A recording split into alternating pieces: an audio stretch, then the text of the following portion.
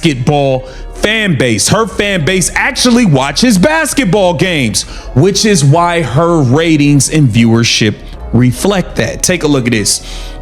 For the second consecutive week, ESPN delivered its second most watched WNBA game ever. Okay, Indiana Fever versus Chicago Sky on ABC averaged 2.6 million viewers, up 79%. The WNBA is facing an enormous wave of attention, and Caitlin Clark is sitting directly at the center of it. A reported 2.6 million viewers tuned in for a single cable WNBA game, creating a television audience that instantly turned heads across the sports world. That number is bigger than just another ratings milestone because it highlights how dramatically Clark has changed the league's visibility and how closely millions of fans now follow everything happening around her. But the real story goes beyond the ratings. A growing portion of Clark's audience is paying close attention to the way she is officiated, the physical treatment she receives from opponents, and the media coverage surrounding her. Whenever Clark takes a hard foul, gets involved in a controversial moment, or faces what fans believe is an inconsistent call, the reaction can spread across social media within minutes. Sophie Cunningham has also become an important part of that conversation because supporters view her as one of the teammates willing to stand up for Clark when the game becomes physical.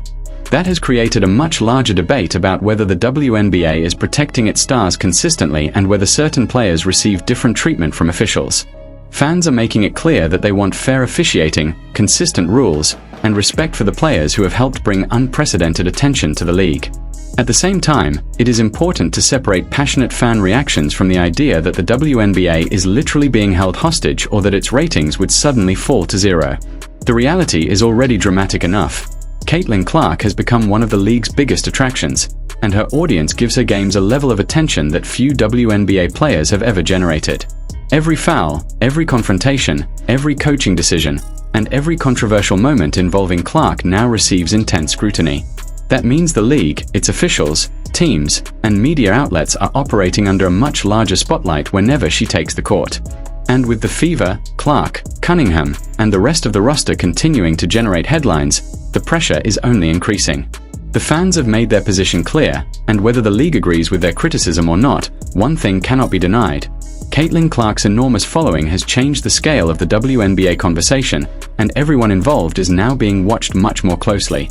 We're about to have a blast. You're in for a doozy. The last stream, we had a fantastic time in a game that we didn't even think would come down to the wire. So, hey, you never know what's going to happen. The chat is a bunch of fun. We get people on for halftime. We're going to have an absolute ball. Make sure you join me for the live stream today. Now, in other news, the Indiana Fever and the Dallas Wings have some huge concerns at this point before we even get into the game breakdown and the keys for Caitlin Clark and the Indiana Fever. We have to take a look at this report that the Indiana Fever put out. It says Caitlin Clark probable with a back. Obviously, we know Dantas is out, but Kelsey Mitchell here probable with an illness. So it's likely that she may play, but we don't know. We don't know. We know how this team is when it comes to injuries. They are very cautious or just really not transparent about much. The Kelsey Mitchell thing was scary. Now, they said there was no air conditioning in Toronto in that gym. How do you have 19,000 people in a building with no AC? Is nuts, in my opinion. But so they said, it was some overheating that may have gone on. While the WNBA continues dealing with the enormous attention surrounding Caitlin Clark and her rapidly growing fan base, the spotlight is now moving toward another highly anticipated matchup involving Paige Bueckers, a game that has already generated plenty of debate among fans and basketball analysts. For months, the media has drawn comparisons between the two young stars, creating a storyline that has turned every meeting into something much bigger than an ordinary regular season game. Supporters on both sides want to know which player can make the biggest impact when the pressure is at its highest, and that competitive storyline has only intensified as both players continue building their professional careers. Clark enters the matchup with the aggressive mentality and confidence that have made her one of the most recognizable players in women's basketball, while Bueckers brings her own combination of scoring, ball handling, court vision, and offensive creativity. Rather than simply declaring that one player must embarrass the other, the matchup itself provides the real drama because both stars have different ways of influencing the game. Clark can stretch a defense with her deep three-point shooting, create open opportunities with her passing, and force defenders to make difficult choices whenever she controls the ball, while Bueckers has the ability to attack weaknesses, create her own offense, and punish defensive mistakes. But just when the attention surrounding Clark and Bueckers was reaching another level, questions surrounding Kelsey Mitchell added another major storyline for the Indiana Fever. Reports and speculation about Mitchell's availability have created uncertainty because her presence can dramatically change the way opponents defend Indiana. Mitchell provides veteran experience, scoring, speed, and dangerous perimeter shooting, which means defenses cannot simply focus all of their attention on Clark when both players are available. If Mitchell is unable to take the floor, however, the Fever could face a completely different challenge because opposing defenses would have more freedom to load up against Clark, send aggressive double teams, trap her after screens, and force other Indiana players to create shots under pressure. That could make Clark's job considerably more difficult, especially during important stretches when the Fever need reliable scoring and someone capable of breaking down a defense. At the same time, the situation could create an opportunity for Indiana's other players to step forward and show that the team is capable of producing offense even when one of its most important veterans is unavailable. That is why this matchup has become so intriguing. It is not simply about Clark versus Bueckers, but about how each team handles the pressure, how the supporting casts respond, and whether Indiana can give Clark enough help to keep the offense balanced. Every three-pointer, assist, defensive adjustment, and momentum swing will likely receive enormous attention because the expectations surrounding these young stars are already so high. Clark will have to find ways to stay aggressive without allowing the extra defensive attention to disrupt her decision-making, while the Fever will need disciplined execution from everyone around her if Mitchell cannot play. Meanwhile, Bueckers and her teammates will have their own opportunity to challenge Indiana's defense and make sure the game does not become completely centered around Clark. With so much attention already surrounding the matchup and Mitchell's status adding another layer of uncertainty, this could become one of those games where the final result tells only part of the story. The bigger story will be how Clark responds to the pressure, how Bueckers handles the spotlight, and whether the Fever can overcome any potential absence from one of their most important offensive weapons. The comments, and we gonna get into majority of it. This was just released 30 seconds ago from Yahoo Sports. This is what he summed it up. He said, "I'm not going to comment on that because I don't think it's fair to Caitlin Clark or Kathy either.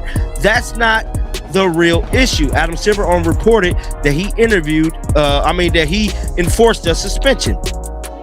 Now, on a panel at CNBC board game playing event Thursday, NBA Commissioner Adam Silver did not minus words when asked about the now infamous play between Caitlin Clark and Alyssa Thomas. Now, he also spoke about LeBron James, but what stood out more than anything is Adam Silver. Now, this is what he said verbatim. Now, it's been reported that the report says that effectively the WNBA was not necessarily going to penalize Alyssa Thomas, but that you stepped in and said that it had to happen. Adam Silver said this is what he said. This is his words, not mine. He stated, "Let me give you a serious answer to that question. I don't think that's the ultimate issue around Caitlin Clark, or not largely about officiating. And that particular incident is not about whether a foul should have been called at the time of the game or whether that was ultimately a flagrant or a non-review." That's what he stated. But he did not, I repeat, Adam Silver did not backtrack. Adam Silver let us know verbatim. Let me blow this up all the way for y'all. Verbatim that he did not deny that he forced that suspension. Then he goes on to say this in the second paragraph. He said, "I come to know Caitlin Clark really well. She's an incredible player and also an incredible person. And she..." If Kelsey Mitchell is ultimately unavailable, the pressure on Caitlin Clark and the Indiana Fever could increase dramatically because Indiana would lose one of its most experienced scoring options at a critical moment. Clark would have to take on an even larger role in the backcourt, creating offense, controlling the tempo, and finding ways to handle the defensive attention that would inevitably come her way.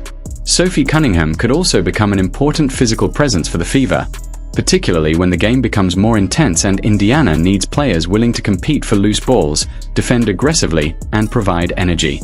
Instead of being simply another highly anticipated matchup, the game could turn into a serious test of Indiana's depth and ability to execute when one of its key contributors is unavailable. But Clark has already shown that pressure and chaos can create opportunities for her to make an impact, and that is exactly what makes this storyline so compelling. There is no shortage of debate surrounding her place in women's basketball, with fans, media members, and analysts constantly comparing her against other rising stars such as Paige Bueckers. Rather than letting those comparisons define her, Clark has the opportunity to let her performance speak for itself. With millions of viewers paying attention, every possession will be analyzed, every mistake will be magnified, and every big play will become part of the larger conversation surrounding her career. At the same time, the Fever cannot expect Clark to carry everything alone if Mitchell is unavailable. Indiana will need contributions from the entire roster, smart coaching decisions, efficient shooting, and strong defensive execution if they want to handle the additional pressure. The matchup with Bueckers will undoubtedly attract the headlines, but the supporting cast could ultimately determine which team controls the game. And that is what makes the situation surrounding Mitchell so important. If she plays, Indiana has another proven scoring threat capable of taking pressure away from Clark. If she sits, the Fever will have to adjust quickly and find new ways to keep the offense moving. Now the biggest question is how Clark and Indiana respond when the spotlight becomes even brighter. Will Clark deliver another statement performance against Bueckers? Can the Fever overcome the possible absence of Mitchell?